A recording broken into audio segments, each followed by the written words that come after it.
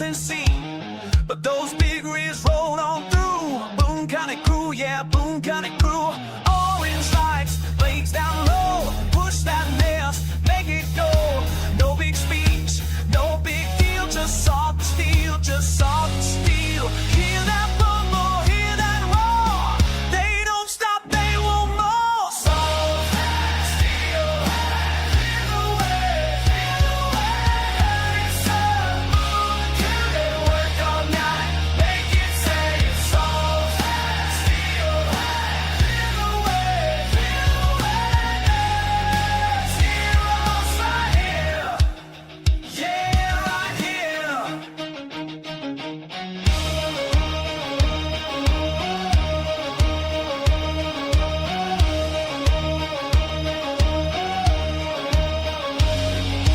City roads, county lines, state highway, back in time. Hills and curves, bridge and man, they kept at it to the end.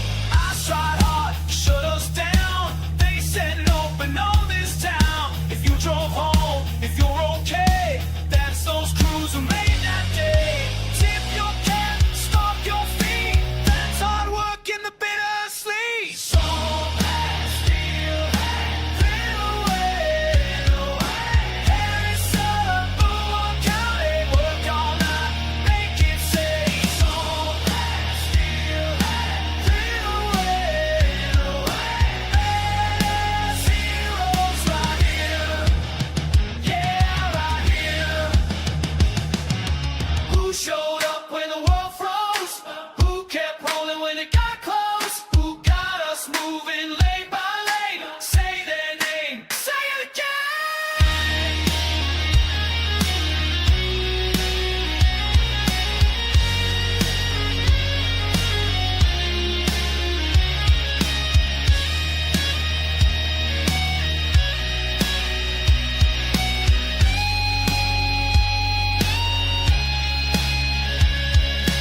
So steel, clear the way, Harrison, Boone County, work all night, make it safe. So steel, clear the way, heroes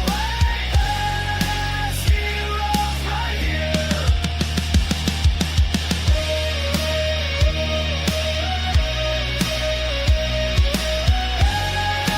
Heroes right here.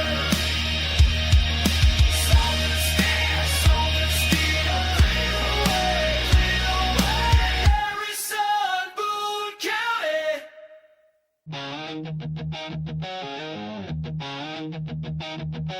Snowy high, wind cut mean, broad wind wide, nothing seen but those big rigs roll on through. Boone County crew, yeah, Boone County crew. Orange lights, blades down low, push that mess, make it go. No big speech, no big deal, just soft steel, just soft steel. Hear that rumble, hear that roar. They don't stop, they want more. Soft steel, clear the way, Harrison, Boone County, work all night, make it safe. Soft steel, clear the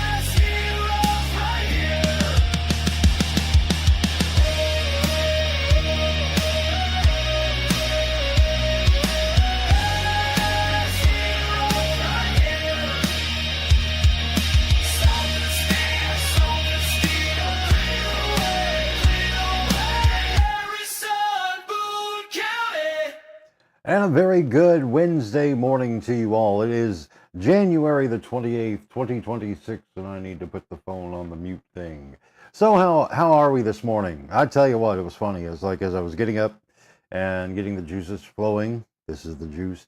It was funny. I got to thinking, I really enjoy doing this lead-in song thing. And again, having been like a producer for a long time and having to like do this stuff like days and weeks in advance, the ability to put something together like that lickety split is pretty freaking awesome. Anyway, but a seriously shout out going to all of the folks with the Boone County and the Harrison and also the state highway departments who did a bang up job getting the roads clear again. Matter of fact, let's to kind of juxtapose everything and why it's really and truly noteworthy, if you will. Let's see here. There it is. So let me come over yonder way to kind of show you this, because what happened here? Okay, well, we don't need that. Anyway, moving on. But whenever we juxtapose over here to the iDrive Arkansas site at idrivearkansas.com, you can see here in the northwest part of the state, again, now we did get snow primarily, very, very little to no icing per se, but the reality is that's still hard, cold, long work. And the folks up here did a great job. And actually, if you looked yesterday, Boone County was the first one cleared off. So big again, attaboys to all those crews. But when you pull back and you look and see what all's happening here, you still got ice patches and the ice itself. I know that like state offices right now in Little Rock are still closed. Let's see, there's a stalled vehicle there. My goodness gracious. So be careful if you happen to be traveling on I-630 this morning, because it can get dicey. But no, seriously, it's pretty wild. So there's still snow in some parts. Well, that's interesting. Highway 65 and McGee. There you go. Snow. Interesting, considering they've gotten primarily nothing but ice and sleet and the really hard frozen stuff down that way. But it looks like that corner's done pretty well. So again, big shout out to those folks who really and truly do the hard work. But taking a look, borrowing KY3's cams, you can see that, like, again, the roads are looking great all over the place. There's that shot of downtown Harrison, and capitalism and commerce once again returns. Branson's also looking really good on 76. So that is very much appreciated. And looks like they got the sidewalks too. That's awesome. So, and then down around Mountain Home, once again, look at that nice clean stretch of highway. So still plenty of the white stuff. If you want to take the pictures and whatnot, you knock yourself out, kiddos. Me personally, I've avoided it this year. I just had no desire to do that. I've been known to do it like everybody else, but nope, I didn't. Let's see here, trying to get to where I can see the chat just a little bit better. Well, I tell you what, one thing that is kind of funny is, like, you'll notice I don't have my Mr. McFeely glasses on today, put the contacts back in. But, yeah, boy, it was, bleh, so much bleh, bleh. But now I feel alive again. I was able to get out. So that's that's really a big deal over here, because where I'm at, I'm on one of those last dirt roads that's, like, close to the city limits. Excuse me. And so it's like, to get out of the yard was fun. 38 degrees in north central Florida. There you go. It is 15 here, 13. I cannot see for flip, man. I don't know what the dealio is, but yep, 15 and sunny. And again, white everywhere else. I think I may have did a little too much snow blindness getting the car out yesterday. But Alicia was determined and dedicated. And I had to make sure that we pushed it all the way over the line and get us out. And so we did. So again, I thought it would be fun this morning to put together an anthem for the road crews. Why not? Again, hearkening back to the days of old school morning show radio stuff. And the ability to do so in record time is just crazy, because I can sit down and vibe code with like ChatGPT to work out the lyrics pretty quick and come up with a style and everything.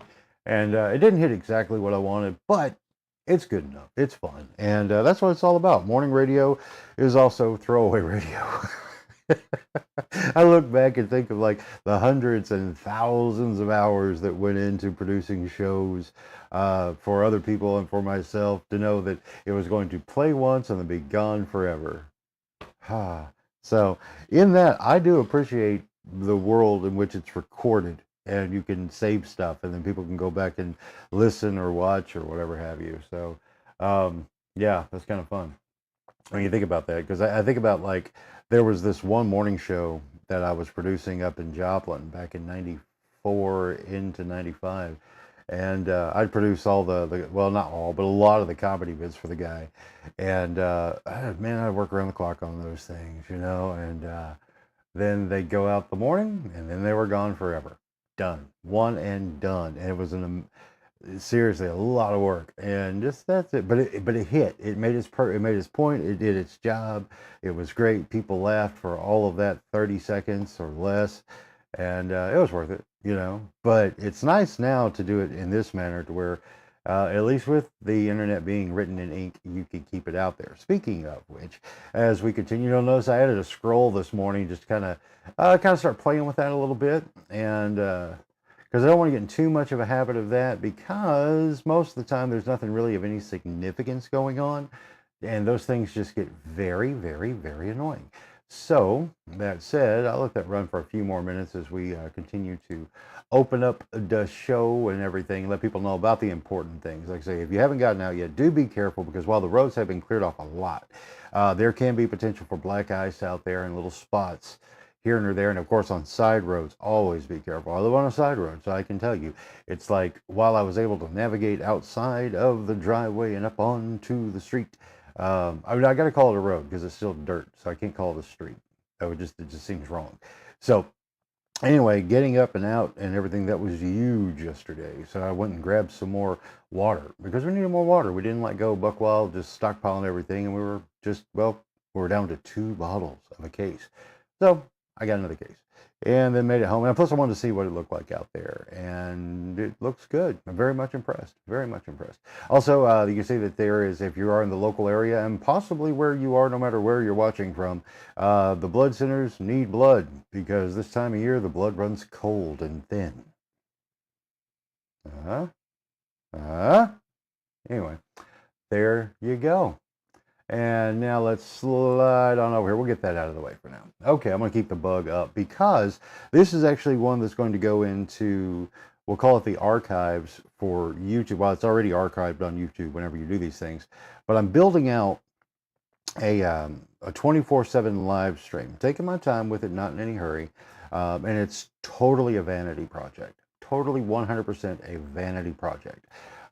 Just for fun. My day parts are going to consist of the pillars in which I'm building everything off of, be it the book, Toys or Totems, be it the service, the Evergreen Content Engine, and be it the civic thing with the virtual stump to get people connected with candidates to know who is who and who you're voting for. So again, that's kind of what's happening there. But then I'm mixing in the fun stuff too. My overnight block is truly, again, total passion. I have to put it on the lower back burner, because just being an adult. So in that, the overnight from midnight to 6 a.m. is going to feature my Erie Entertainment brand. And the Erie Entertainment brand consists of so much fun stuff that I've either, well, I'm not really going to, I might bring some old stuff back just to show, maybe like a little doc type thing to kind of explain what the hell is going on when people see this stuff. But really branching out the full property that I wanted with my Maxwell Marks character, who is a horror host thing that kind of evolved into more. He's got more of a story now. It's huge. It's a giant story, and a lot of different versions of it. He's like, I would say Max's backstories are perfect for like a multiverse approach. But anyway, let's see what Gar said here. Pardon me while I put on my cheaters and lean into the screen, because I can't see with the flip. With the 3D printing, I've heard so much rumbling about the Mego bodies over the years. No one seems satisfied. Let's see, has the best Mego body been made? I don't think so. I don't think the best body has been made yet. And the reason that I say that is, if there was ever to be a best body, I still think the T2 that was released was like technically the third run from the 70s, because you had Type 0, which had like the plastic rivets and the banded body, which then was changed out to the metal rivets on all the joints for the arms and whatnot, or for the wrists, and the ankles. But the body itself was kind of, well, you could tell that Mego had totally ripped off G.I. Joe as far as the body style with the muscle structures. And then along comes the T2, where the body looks so much better, more muscular, more definition and everything. They got rid of the wonkiness that was the wrist and ankle joints. And he just had more going on with it, like my wonderful beater Superman here, to where with that T2, again, they've got the little pin there, and you get a lot more range of motion with stuff. Ankles, of course, don't matter because he's wearing the hard plastic boots. But yeah, so the perfect, now, Castaway toy, no, let me step back. I'm trying to remember. No, I think Castaway came out first, which is now evolved into White Elephant Toys, or grown from, White Elephant Toys grew from Castaway Toys. And their body was great, other than the hips, the pelvic area was prone for popping apart. And so that sucked. But overall, though, it was great because they went bandless at that point, and that was very big. Charlie Flat's bodies that he had done, like with the Uncle Sam figures, that I still have some available if anyone's interested. But then well, I know too much about this stuff, right? But then along come Zyka Toys, who did the Buck Rogers, the 2 figures for the Buck Rogers line, and they were top shelf.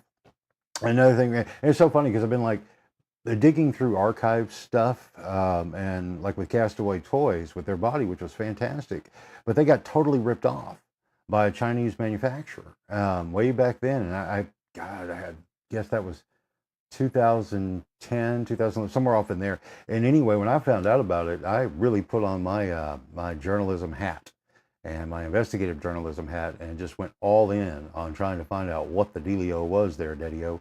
And it was just horrible, because basically what had happened is the manufacturing plant that was making those bodies, had pretty much held their tool and die stuff hostage, saying they owed them more money. But Castaway didn't. Everything was paid up and in full and so on. But I think there was a jobber in the middle, and it was just a mess, total mess. And I had written an article about it, kind of calling that stuff out. And then it got interesting, because then I started getting a couple phone calls, and one was from the guys with Castaway. Said, "Man, you might want to leave this one alone because this gets ugly fast." I'm like, I don't care, because people need to be made aware of these things. As far as like, we hear about it all the time, as far as like, the pirating from Chinese companies and things like that. Well, you know what? Sometimes you got to address it if you're ever going to get it fixed. But it wasn't that long after that, I got a call from one of the principals in the middle of the thing, who were saying that, well, he was the bad guy. Well, he was the bad guy who decided to call me and try to set me straight. That was a bad idea. It didn't really go very far, other than I listened to him, and I said, "Oh, okay."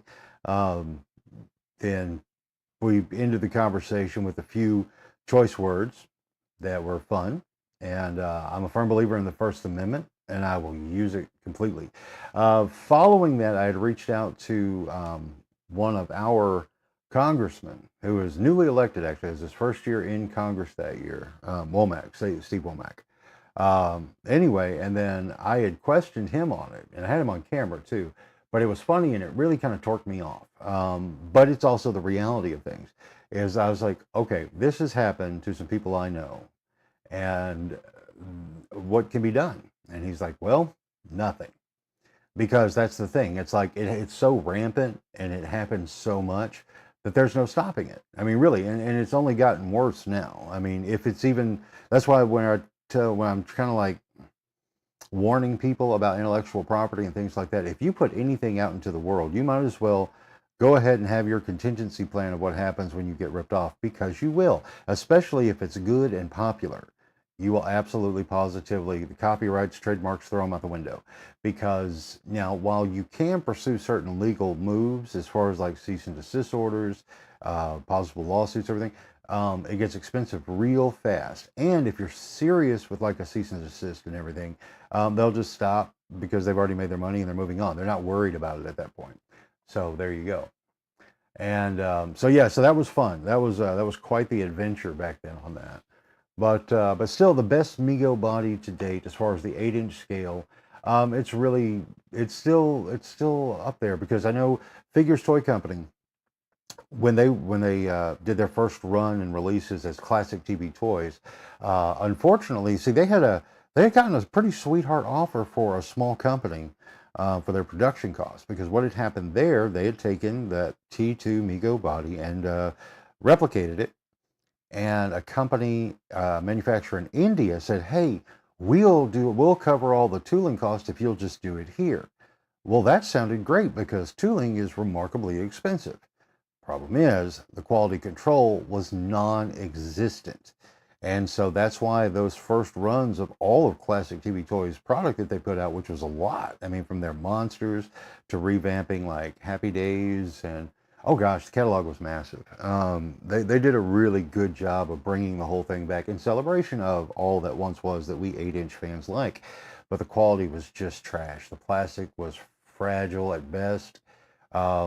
Bands are too, it was just terrible, terrible, terrible, terrible. But they moved forward, and so they were able to go to the next, I think the next real improvement came for them when they started picking up like the licenses for Kiss, and they did the 8-inch Kiss figures. So the quality had improved, and so that was getting better. Then from there, when they moved into like the Super Friends line that they did, and a lot of those there, that, and like the Batman 66, they started doing different things. They started tooling new bodies. Like the Toyman was a skinny, slender body, still had the band though. Then what else? Like the gauntlets and the hands for the gloves and such. The gauntlet, from the gauntlet to the hand and everything, it would just pop off, and it had a little ball joint in there, which was great, but didn't necessarily always stay in place. So there was a problem there. Now where they are, they had partnered with, last check, with David Lee, who owns the Action Jackson trademark now. He picked it up years ago, and he had done a new line of Action Jacksons with a Castaways-like body, and it was really fun toy. But that was about as far as it went. It didn't like branch off into like full-on accessories, and I had some ideas about that, and we had talked, but again, you know, it's like, it's my hobby, even though I'd love for it to be the life, but it's not. But anyway, so there was that. But now they've got the S-type bodies, Figures Toy Company, but it doesn't look like they're going to be producing any new figures per se, but you can get the parts and everything from them. And it's a little lower quality than the S-type. Yeah, that's what it was, because the S-type was the one after Castaways. Are we keeping score, kids? I should probably put a checklist together.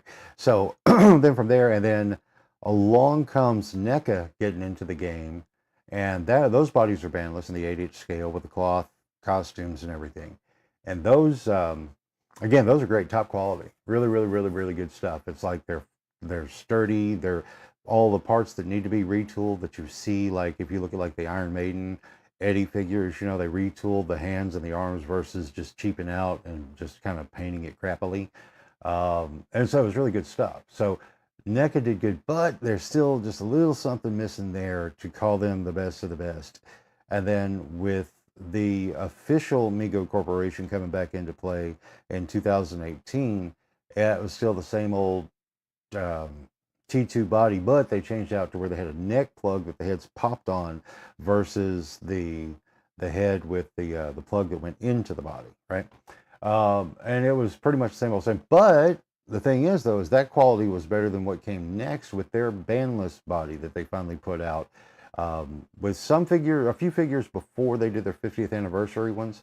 And on the whole, they're okay, but their quality control issues there. It's like the right knee pin that connects the calf to the thigh. You could pretty much bet that bad boy's going to snap, period. Other issues that they had was like in like painted parts, like painted hands versus the flesh having like black or something. Problem is that they didn't wait for it to dry. Whoever the manufacturer is, they didn't wait for it to dry. They just popped them in. So when you went to turn, it'd snap. And so, and that was a problem there. So, I tell you, it's interesting. And so now then, with the ability to 3D print stuff, for instance, like one fellow by the name of Funky McClunky, he does a lot of great modeling. Here's one that's almost complete. So anyway, but he also does scans and things like that. And someone had commissioned him to scan what he was told to be a vintage Mego body, but it's not. But to the uneducated, you wouldn't know the difference. But what it actually is the S-type. And so anyway, there's a scan. I saw it. I bought it for $10, and it had the ability to print. Okay, but it is most certainly the S-type body. No ifs, ands, or buts about it. But it looks very, very close. And I wanted to do a run of my Totemo figure or character in this form and format because, well, it's just my thing. But you could definitely tell it's the S-type. Why? The screw holes in the back that holds it together, which I do not have screw holes in, and why you can see the separation there. Anyway, but it's pretty good. But you do have to print in this TPU plastic. Otherwise, if you just go with the PLA and also what the boots are made of and the head, it will be a nightmare. It will break, it will snap, the pins will not go in the PLA, but the TPU works fantastic. But yeah, but this one is still like, the S-type is still, I would say, leading the charge, really and truly. So if I had to pick one, I would say that one's it, because it's with the right, as long as it's using the right materials and everything, it works. And to note, the Totemo head there is actually a multicolor print. That was like the first time I had sat down after getting it all lined out and sculpted and whatnot, using the various, and again, this was like a year ago, so it's advanced so much more now. But using the AI to sculpt out the head, and then using the digital painting inside of Bamboo Studios to be able to paint him up and then print him off in color. So the body is good. The next thing here, and the reason they still naked, is because my sewing skills suck. And Caitlin is just now getting back into really learning how to use her sewing machine, so I'm on her to-do list. So once we've got that, then I'll finish out a run of those for fun. I've also got a box. I think I got rid of the mock-up box. Doesn't matter. Because again, you can just always just do it. So I can get rid of that there. That's a distraction. So, but yeah, so in the end, I would say currently holding the lead in the best Mego style body would be the S-type body that's available through Figures Toy Company. And you can also print. But again, not without knowing certain little things. Let's see here. NECA, and well, that's another thing you mentioned, the price of the NECA figures, and I agree that when they first started rolling out at the $29.99 price tag, I wasn't a fan of that because I'm cheap. Everybody knows me like that. But if it's the right character and the right design, to me, it's justified. But now then, I'm starting to see that my buddy Tom had shared with me, like at Target's, or I think it was a Target. Anyway, that some of them are being like re-released, if you will, and they're at the $19.99 price point. But I think that's because they just stopped selling and so they're repackaging and repurposing. Totally cool. Do the best business you can, and that's a great way to go. But yep.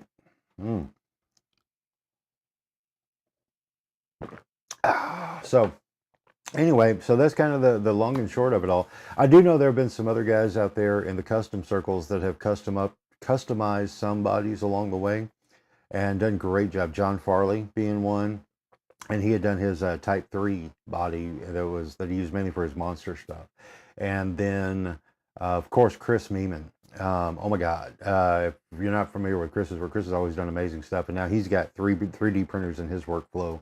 And yeah, that's great. And actually, let me do this while I'm sitting here. Invite you guys over, if you're not already there. There's a fantastic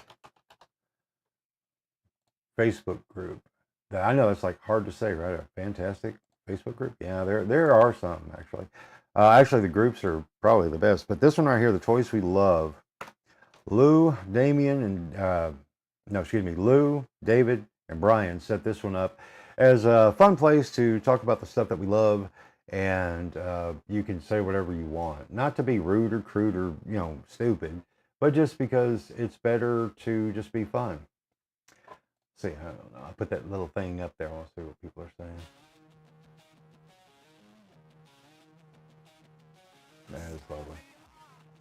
Yeah, anyway, so yeah, that little theme song for the road cruise, I just had to do it. It's like, because again, now back in the day, I have those like in the moment stuffs. I still would have produced, but it would have been a lot more. It would have taken me bare minimum of like 2 hours to go from jotting down lyrics for like a parody song or a quick song in the moment, a novelty song. Now I could do that. I could bang that out. It was one of those wonderful skills that I have.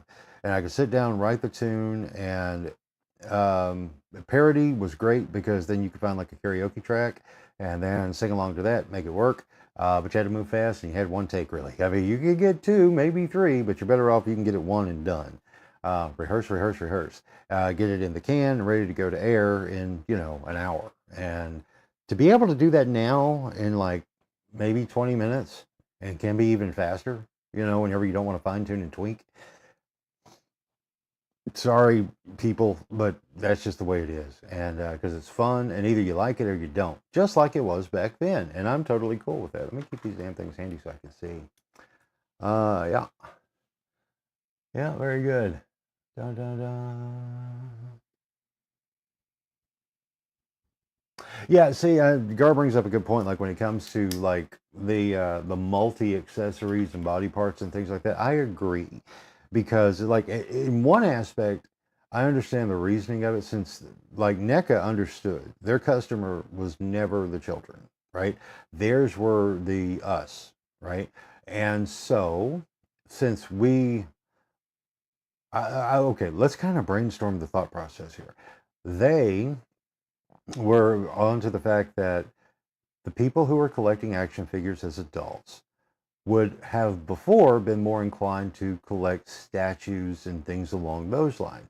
But for me, like statues, just never work because they're stagnant. They're just there, forever posed, and how the sculptor decided that was the best expression of a character, which is fine. But it gets boring and it gets stale and it gets dusty. With an action figure, however, you have that exact same aesthetic, if you will, as far as like it's a piece of art that you can put on the shelf. But when you get tired of what that particular pose is inspiring in you or reflecting in what you want to see, you can change it. That's pretty darn cool in my world because again, it can help you freshen up a shelf and inspiration really fast. So I'm like, okay, this makes sense. So along that line of thinking, to be able to have the extra body parts and bobs and everything else to where whenever you're doing that repose, just to set on the shelf for a day, a week, a month, a year, forever, to be able to customize the pose with those different pieces is cool. The downside of that is then you got all these extra bobs and bits to keep up with. And if you're in that collector mindset and you want to keep everything, if you want to keep it in the box, you don't have a problem. But if you want to take it out of the box, then you got to keep up with the pieces. So then that becomes like a point of anxiety because you don't want to lose the pieces. Because when we were kids and you would lose a Stormtrooper's blaster, that sucked worse than anything because there was no such thing as a replacement blaster, right? You couldn't just go to the Woolworths and just buy another blaster, and you definitely couldn't 3D print something. That's insane. But now you can. But then no, so it's like that completist thing. And then once the monetary secondary market value kicks in to where if you don't have all the bits and bobs, then it's worth nothing, let alone if it came out of the package. Oh, it's just trash.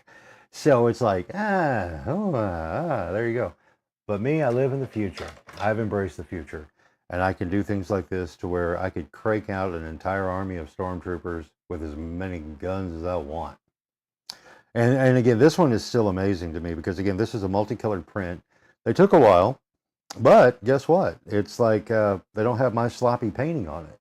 So they look better to me than the original vintage factory rollouts. And it's just a scan that someone had done of one.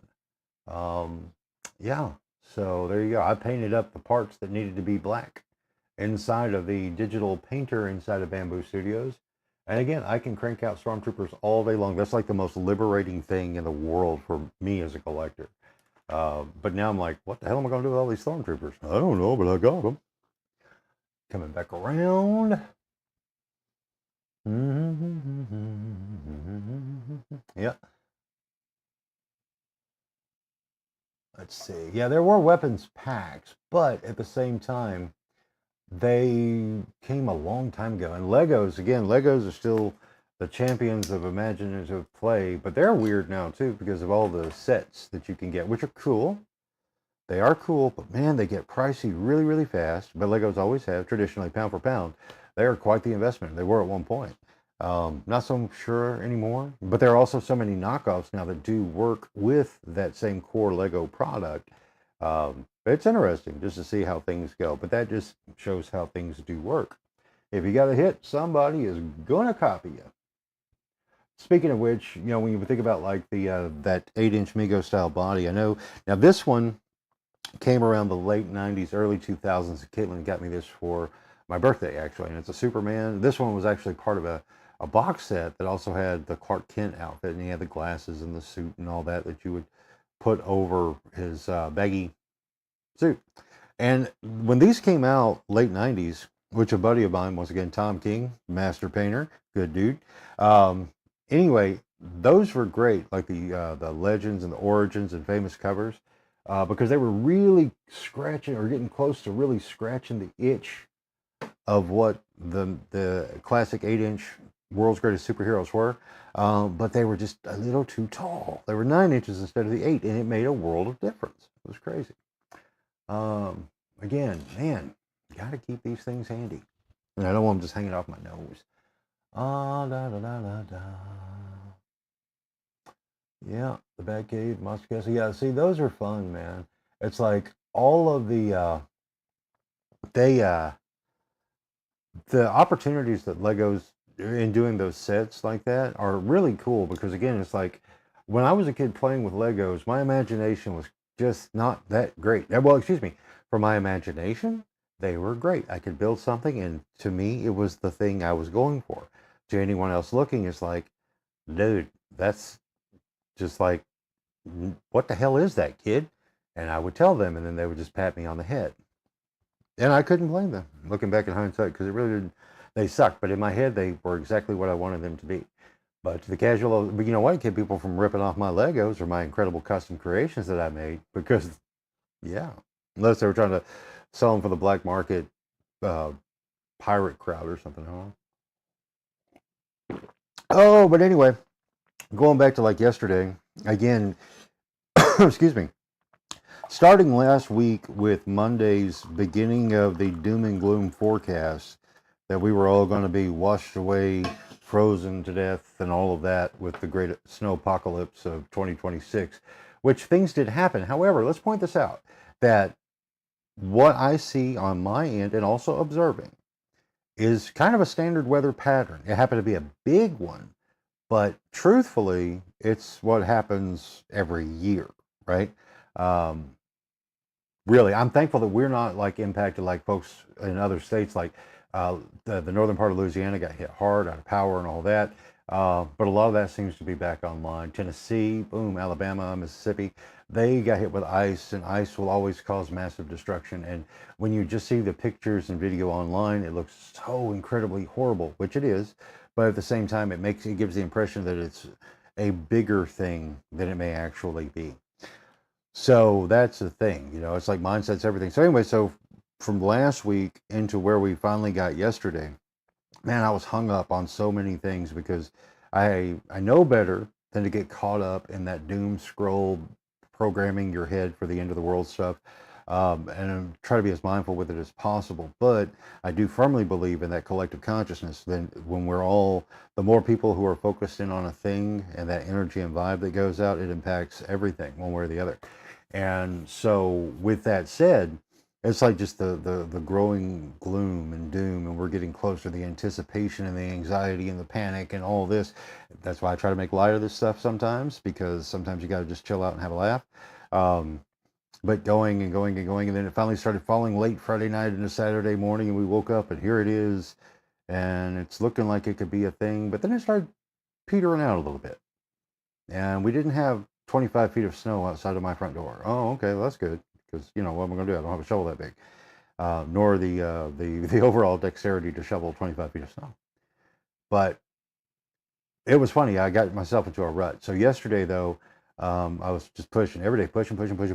Some mornings I didn't do the show for that reason. I'm like, yeah, to hell with it. But in all reality is I had to keep pushing, and I did. And so yesterday was cool because when I finally got the car out, went and got the water, had that sense of freedom again, not being trapped or stuck. which I could always walk. That's one of the things Alicia hates about me, is that I have this tendency to still be like old school. If I'm going to go somewhere and cars don't work, broke, out of gas, whatever they may possibly be, dude, I'll walk. I can still do it, believe it or not. And I'm still quite the what's the word I'm looking for? Clip. I've got a fast clip about me whenever I am walking. So I could go if I needed to. It'd be kind of, didn't have a real need to, but I can do it. I'm not afraid of it. And I understand and remember the world where that's how we got around most of the time. So before we got cars and junk. So anyway, but I got back and like I said, the juices got pumping. I've been pondering what to do with a YouTube channel. And so got to playing once again, the robots, man, the AI stuff is great because Gemini from Google, you couldn't ask for a better teacher, instructor, professor to walk you through particulars in YouTube because, well, it's their product. But then also using the OBS system, which in the past, years ago when I first learned of it, I plunked around a little to learn more about it, like doing things like the scroll and the overlays and this, that, and the other. But it's like, okay, whatever. But I wanted to have it more automated. So using OBS, I'm learning now that it is completely possible to build an automated station, just as if, because like yesterday, by the time I was done with just the first initial rollout, I pretty much recreated what was TK08 television, to where over here that you can't see, with this little mini PC that I was using as the brain for the thing, I loaded OBS in it, and then I built out directories and put videos in and named the day parts, and then learned how to do the macro settings. So it was actually automating the thing, the folders. And that was like pretty damn cool, right? So anyway, so I got it going and I sent the stream out to over here to the receiver, right? This computer is my production computer. This is the broadcast station over here. There's the receiver. So I was like, wow, because there, for me, there's no true practical purpose in doing that, really. I mean, it's not like I wouldn't want to have a YouTube channel, a 24/7 thing that would be something like, oh, you've got to watch NBC tonight. No, it's not that. It's just not. But it can be if you wanted to, but I'm not doing that.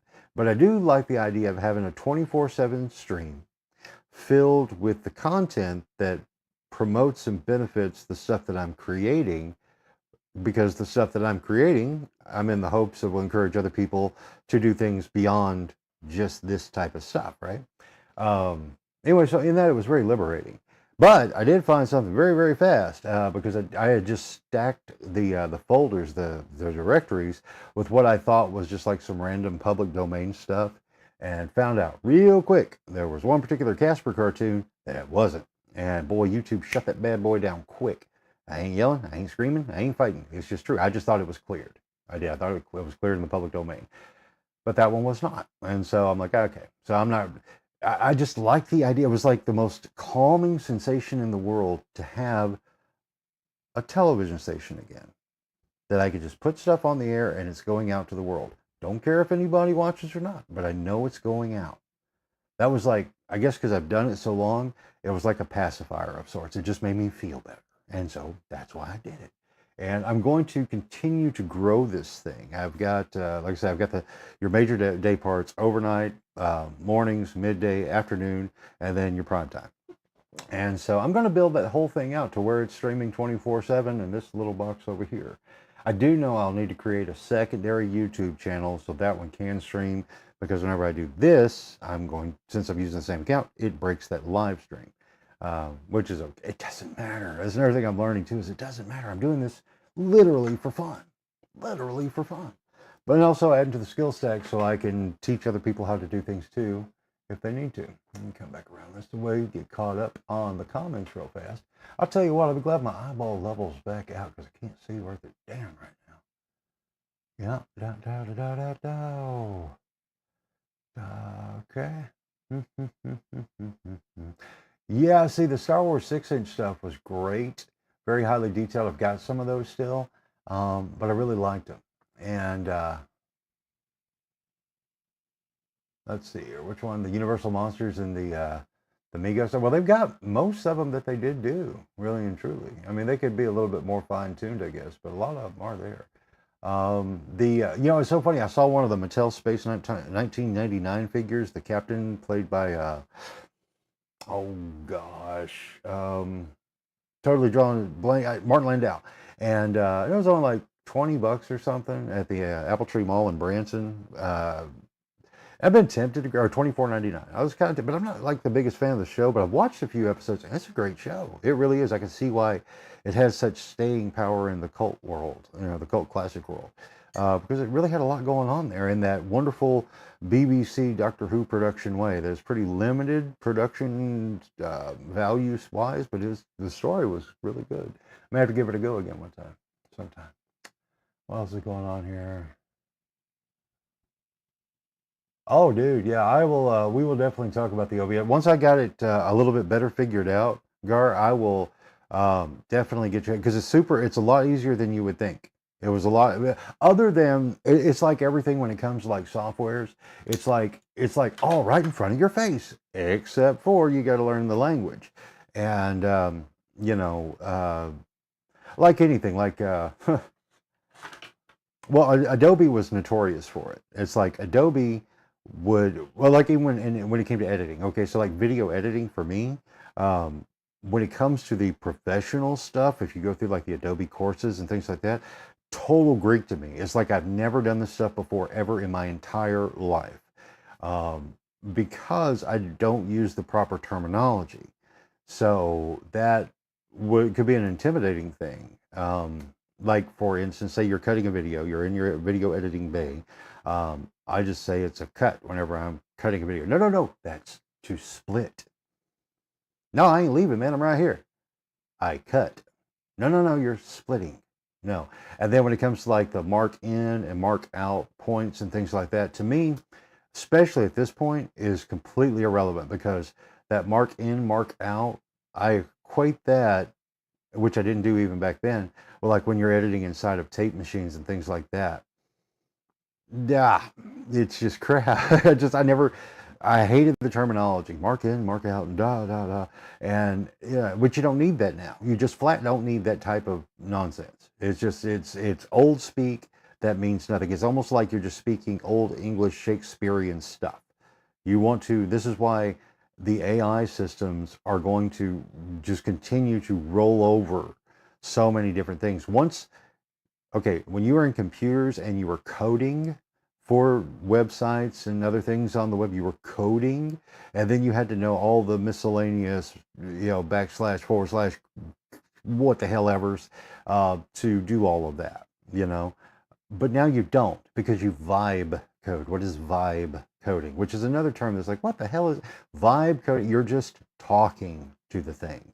You're saying, I need this in clear, plain English. And it responds back in clear, plain English. So in that alone has added to the speed factor of getting things done, because you're not having to figure out what the hell you're trying to say. So the vibe coding aspect of AI is the true game changer, in my opinion. Where the mouse made it possible to interact with the machine, the vibe coding allows for talking to it and it talking back to where it makes 100% sense. And if it does say something that doesn't make sense, you can say, what does this mean? And it will break it down and go, oh, okay. And it'll dial it back to wherever you need to be in the conversation. The output is still the same. You get exactly what you're going for. And when it comes to the math in the middle and showing your work, irrelevant. Absolutely irrelevant. And so now, is that good? Is that bad? I don't know. Long term, I would say it's somewhere in between. It's like the argument of being able to, okay, you know how to build a house using only a hammer, a handsaw, some nails, a little plumb thing for the doors, and a square, right? And then you build a house. You can do this. You have that skill, that foundational stuff. Well, most of those tools are still in play, but each one of them has been adapted and evolved through technology to make all of that work better, faster, and smarter. And you don't have to know all the miscellaneous math in the middle. So it made society evolve faster. I think that's a good thing, if it's going to be a thing that stays. And I think this stuff is going to stay, barring some kind of giant master fallout, Armageddon, then nothing will matter. You'll just need to learn how to germinate seeds again. But On the whole, once it's adapted into society, it's good to know how things come about. Firmly believe in that. But you don't have to live in that space forever. Because if we did, then they're doing this right here. Again, I couldn't do. I could not do what we're doing here 10 years ago. 10 years ago, I kind of started with this stuff, like with what Joe Rogan was starting to do with and Gar, you too, so longer than 10 years, really.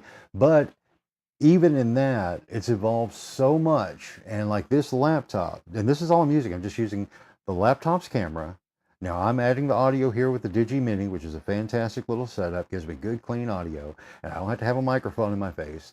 And I'm very happy with that, because that was another one of the hang-ups I had, to have a boom mic in. Not that I'm opposed to having a boom mic in, but that I'm locked. I can't really move. Not a fan of that.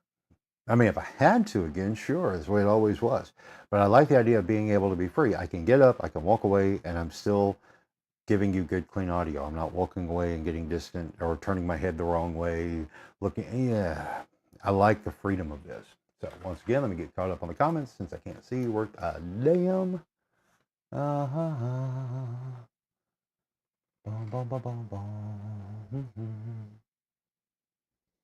Yeah, saying that's what's funny. Like with Space 1999, I don't think we had it in syndication down in Little Rock when I was a kid. I don't think it ever really came about and around. Not that I recall, anyway.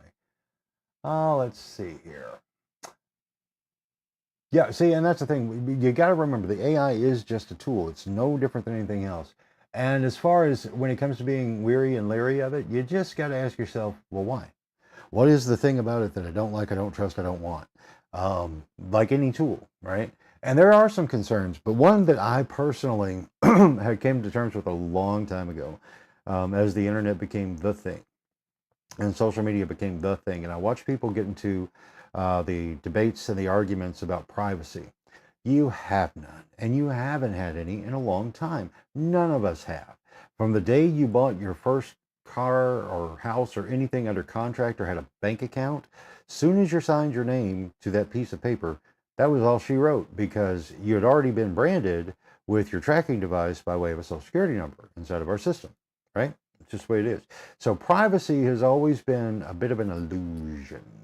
And now that it's all just right there for all the world to see, it's even more of an illusion to think. Like when people would, I always thought it was funny, like when people like pitching like the VPNs, the virtual private network stuff, so they can see where you go online. Okay, dig this, Cap.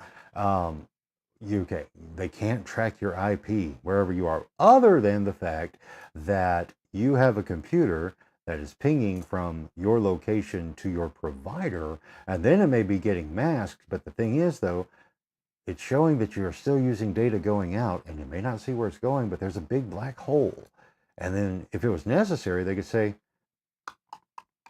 where are you going online, sir? That's none of your damn business. Maybe it is, though. What are you doing, terrorist, spy, blah, blah, blah? We saw you had a black hole here. So they're going to watch you harder. I mean, that's just the way I see it. So privacy is just a non-issue type thing. So when it comes to the AI, the biggest thing is we've already been programming the things. It's you and I and me and we made it happen thanks to the internet, and especially social media, because all the stuff that we put out there, even this, is teaching and training the AI at all turns how humans think, react, work, do, play, enjoy, hate, whatever. We taught it how to do it. Ta-da! And that was the whole purpose of all these damn social platforms in the first place. If you think it was about free speech, no sir. Let's see here. Well, see, yeah, that's exactly it. So the car mechanic knows how to fix it and knows how it works, where the car driver just knows how to go in, turn the key, go boom, boom, which you don't even need a key anymore. You just walk in, push a button. So long as you have the fob thing in your pocket, which it'll only be a very short amount of time, to where those fob things are probably going to be phased out slowly, to where you could just have the fob mechanism on your phone, on your smartwatch, in your head, to where it picks up that RFID signal to then just push the button, because there you go. And frequencies are endless, because they're numbers, and numbers are math, and math is infinity. So there'll never be not enough numbers, right? But that's just where we are, and the way it's always been. It's just now the technology expressions have caught up to what's always been. But unfortunately, people are getting too caught up in thinking that technology is the thing that's doing it. It's not. It's human creativity. Still at its root in everything. It's human creativity that makes the technology possible. People lose sight of that inside of us, every single one of us. I don't care what you believe, where you are in the world of religion or spiritualism or whatever, it doesn't matter to me, because the underlying truth is still just the truth. It's just we are all part of this whole giant unimaginable size of everything. And in that, we are all one. Oh my God, he's philosophizing. Yeah, I am. Because again, life and its experiences have shown me that, right? The wavelengths you catch on to that you had no prior knowledge of. Example, okay, say you have a wife, a roommate, a husband, whatever. When you live in the same house, you know when something's not right or something's very right, go both ways, inside of the house when you haven't even seen them yet. You got to know. And then the more you know, the more you get to know, right? And then you walk into that one room where as soon as you walk in, you're like, oh, what the hell is going on here? And you walk in and it's a bad vibe and it feels it. And then you find out that there is bad things happening inside of that room. Or the opposite, good things are happening inside the room and you feel that good, great positive vibe. And so you get attracted and drawn to it more. And that's a collective consciousness thing. Prove me wrong. That's not technology of how we consider technology. It's the absolute natural law of technology, the human technology, the way the whole thing works in energy, frequency, and vibration. That's just real. I've experienced it way too many times. But I've also seen how it can be manipulated as well. Not in the conspiratorial manner, but in the, oh no, this really happens. I know, and I held this thought for a very, very long time as I continued to watch it. Old school radio stations that would still have either the transmitter in the backyard, but even more so, with most of them having the STL, the station to transmitter link. It's like a little mini transmitter that would jump from the station building to wherever the transmitter site was. That level of energy in there made for weird paranormal, and that's a good word for it, paranormal, abnormal. Paranormal is a good word. Experiences. Why? Because there was that extra energy. I can't say 100% definitively, okay? I'm not saying that, but what I am saying is I do know when you had all that extra energy in the building that was like tuned into a particular frequency, which was not the, okay, say you had, your radio station was 95.7. Well, the STL is going to be working on a totally different frequency, still in the FM band, most cases. And so, but it was like one of the one-offs, like say 95.1.9, right? So it was broadcasting from the station on that frequency to the main station where it's actually broadcasting out that you're licensed for. STLs had to be licensed too, different ballgame, different conversation, doesn't matter. Anyway, but with all of that power in the building and those frequencies that are all over the place bouncing around, things would happen that I simply could only equate to like paranormal phenomenon. Like definitely, I know I've experienced things where you get a vibe and a feeling to where the end of that hall, I ain't going. You couldn't beat me down there. There's something bad down there. It's like that feeling of like there's a demon watching you, right? And it was there. And I felt it, and it was real. It was a real feeling. Now, what was really there? I don't know, but I damn sure know it was there. Same thing, there was a station in Searcy, Arkansas when it was still downtown there. It was an old bank building, not old, but it had previously in life been a bank building, but they had converted it into the radio station. And it was cool, the way it was set up and the big windows and people could drive by and see you do your thing. But upstairs, where like the STL was there, that I don't think that engineer was the sharpest knife in the drawer. So, but at night, man, you couldn't beat me up the back stairs. You just couldn't. It wasn't gonna happen. It just like, no. And I wasn't the only one. And it was just like, nope. I moved the coffee pot downstairs for that reason. And they got a little perturbed. I was like, dude, I ain't going up there. This coffee pot can live right here just fine. Thank you very much. If you want to put it up during the day, go ahead. But look, you don't have to walk up the stairs now. And the guys upstairs, they can walk their lazy asses downstairs. There you go. That's the way I saw it. And that's how I did things back then. I was a rebel.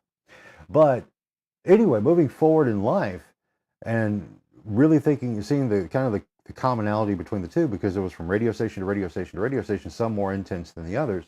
And then I can look back and say that there were power fluctuations as far as like how much power was being output at the various stations, 100,000 watt, 50,000 watt, so on. But then when I got into doing the movie theater thing and working for Carmike Cinemas, okay, so there's no radio frequency in there. However, However, the projectors at the time, and you still had the big bulbs and all of that, and the giant power supply to push those high power bulbs, there was a lot of energy in there too. And I started seeing a lot of the same type of things inside of movie theaters. And that's where my hypothesis comes from, because I know it's real and I know it happened, because it did. And there's just no taking away from that for me, because I experienced it and I know. But the things that were interesting is when you would go beyond just a feeling to where you would have like a physical manifestation of a thing happening. A door slammed. You saw it. Nobody else is in the building. You saw it. There are smells that would show up out of nowhere. Yeah. Here in Harrison at the now the Golden Ticket Cinema, the booth up there, it was a death trap, man. But anyway, like if you walk in the door, you got the lobby here, concessions and all that, and then you got the chute that takes you down to where you got the 4 theaters lining each side, right? And but up top there, that's the walkway where you're going in between the projectors. Well, I know there were many an occasion, and it happened to me, numerous employees, to where you would hear like a rolly chair go from one end in the back all the way to the front and slam into the wall up front. And there was nobody in the booth. And that happened more often than not. It was weird, but it was a physical thing you heard. But when you go up there, chair hadn't moved. But sometimes it had. Weird stuff, weird stuff. Let me get caught up on the comments here again. Da da da da da da. Buy a second coffee pot. Are you kidding? I was in radio in the 90s, dude. Nobody had any money. But and the sales part wouldn't do it either, because well, they were actually doing their job and they were out. Yeah, see, and that's the thing, because like when it comes to the projectors, man, back in those days, again, it's like there's so much energy in that power supply, and that's where like when you got a really crappy movie theater like the one here was, it's like it wasn't modulating right or regulating right, and like even like with the platters that the film would be on, and it'd be fed through the brain. I'm sure you remember the brain, and it was overly complicated in the way you had to thread the damn thing, and if you didn't get it just right, then boom, brain rot, burn the film. Oh god, it's terrible. But that was all based on a magnet, right? So that was the main thing. It was like you had to put it into the platter, and then you had the magnet underneath there that would kick the arm as need be in time. Make God forbid if it was out of time, but then click, click, click. But that was all driven by a magnet that was pushed through the pole, etc., etc. So you've got magnetism all over the place, plus the power supply. And then when they're out of whack, like here at this theater here, and one of the first experiences I had there that really sucked, it wasn't paranormal, it was just stupid and bad engineering, and never could get it fixed right. But between in the back houses on 4 and 5, right, they were across from each other in the hall if you're looking at them. So anyway, but walking through there, if the weather conditions were just right, you know how you get static electricity in the cold weather, which come to think of, I haven't really had that happen in a while. Weird. But anyway, when walking between there, sometimes it would arc between the platters. Now, the platters, of course, were aluminum, so that wasn't so much the problem, but the steel of the platter pole there, right? And the damn things would arc, and if you happen to be in the right place at the right time, moving, shuffling just right, bam, it got me plenty of times. And then like whenever I would have to try to adjust the little timing magnet on the brains and everything because they get out of whack because they're old and wore out, plenty of time I had the opportunity to get a taste of what I'm sure Ben Franklin and Edison and Tesla and all those guys experienced in the early days of electricity, saying, this is coming, yeah, there was plenty of that. So, but yeah, that's all true stuff. Let's see what else we got here. See, I should just let these things hang off my nose, but I don't want to do that. That's funny. Oh, let's see. What? You didn't have platters. Oh, were you still going real? Oh man, wow. See, yeah, that's cool, but you would have to be very dedicated to that, because, yeah, if you were doing the, okay, it's 81, 82. Okay, so that's my ignorance there, because I didn't know when the transition had happened from having to swap out reels versus the platters. But I would definitely, in hindsight, while it would be, because I would presume that you would probably put 2 to 3 reels together, because I don't think I ever saw one so big where you could put like all 5 reels of a movie together on one big giant reel. but I don't know. I never did that. And so, but the platters were great because you put all the reels together. And they were on one platter. It fed through the machine, got caught on the second one, the take-up reel. So that's really all it was, other than it had that monkey in the middle with that brain that you had to have on both sides, which the brain, of course, was only for the feed-through, not for the take-up. Take-up was just going around and around and around and around and around. But, yeah, so... Okay, so they were. All right, so you could actually build. Well, I bet those boogers were fun to... Well, actually, once you got it up until the end of that run, it would just be in place. You wouldn't have to, like, do anything. But I can see that, again, as long as the projector's running right and well-oiled and doing its thing, yeah, that would be definitely great, because you would most certainly have less opportunity for failure like we would have, because, again, if a brain went out and then the damn thing would tighten up around the brain to the point where the film would stop and then get trapped in the projector, and then of course the bulb would burn the film and it would melt and you get that look, and that was always a nightmare to fix, always. There was no fun way to do that. So, and then you have a lot of mad people, but the way we would compensate in the moment, like say you had a brain lock, then the best you could do is you spun the platter around backwards to loosen it back up, give yourself enough leeway there to where you could thread the projector back up and go to because it's a 3-platter system. So the second platter could now be the catch for the film, right? The take-up reel. And so you could do it that way. And then you'd have like maybe a 2-minute delay in getting the film going after a burn. But of course, when it's done, then you would have to go in and actually fix the thing and put the whole thing back together, which was just so time consuming, because there really wasn't a great way to do it. I mean, it was a lot of linear time stuff. You would have to okay, so say you got the part that didn't up into the burn on one platter, and then you got the burn, and so then you would cut that, and then the part that did burn, and this is the part that sucked, is then you would have to go in, cut that part, feed that back through, and then you could splice the film back together on the take-up, and there you go. So it's like you're looking at a bare minimum of at least half the film, or I say half the film's runtime, wherever the burn occurred, to run it through again, which is never enough time to get ready for the next show. So you'd have to cancel that next showing, I should say. Oh yeah, it was fun. But I wouldn't trade it for anything, because it made for a lot of great, colorful stories. So yeah. Oh sure, yeah, loading that reel, it would, for sure, because you figure in your young and spry days and everything, and those film cans, yeah, those bad boys are no joke, because they normally come in, a standard feature would have 2 cans with 3 reels each, for just a standard film, the standard 90-minute flick. Yeah, you'd have 3 reels in a can, and together they would probably top out between 125, 150 pounds between the two of them. So, oh yeah. One time, the only reason I have any kind of back issue now is because of that.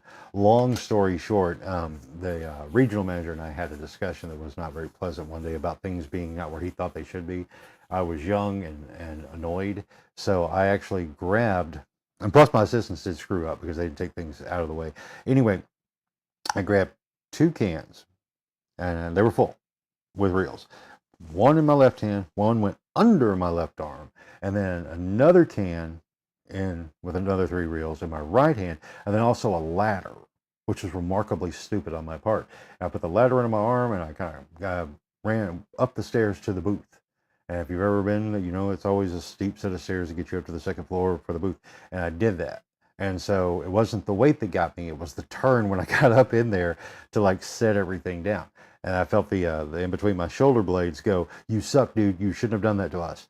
And it hurt really, really bad, but I couldn't show it yet because I had to walk back downstairs to the regional manager and put it in his face that I solved the problem faster than he could complain about it. Yeah. God rest his soul, because, well, no, he's probably still alive. He's one of those ones, if a good die young, he's going to live forever. Yep, he was one of those types. But anyway, that was that. We're 5 minutes into the 9 o'clock hour. This has been a fun little walk around the park of everything. So I'm going to hop off here. Yeah, so yeah, the burns are fun for comedy, except whenever you got a packed house. And I remember I had a burn on episode 1. Star Wars. That was not a fun burn at all. But anyway, I'm going to hop off here, ladies and gentlemen. It's 5 minutes into the 9 o'clock hour. It is still cold here and cold in most places. But again, shout out to the Boone County and Harrison City and Arkansas State road crews for doing a fantastic job up here in Boone County. And yeah, it's great. It truly is. Now I got to get back to work and keep doing the fun things that I'm doing to make things even more interesting. Plus, I got to get back to work on stuff too. So that said, everybody have a fantastic rest of the day, gentlemen. We will do this again in the morning, hopefully with something equally interesting, because I know I sure found this to be quite the interesting day in broadcast. Anyway, if you didn't get a chance to check out the lead-in tune, here it is again as we close it out, and we'll do it again in the morning.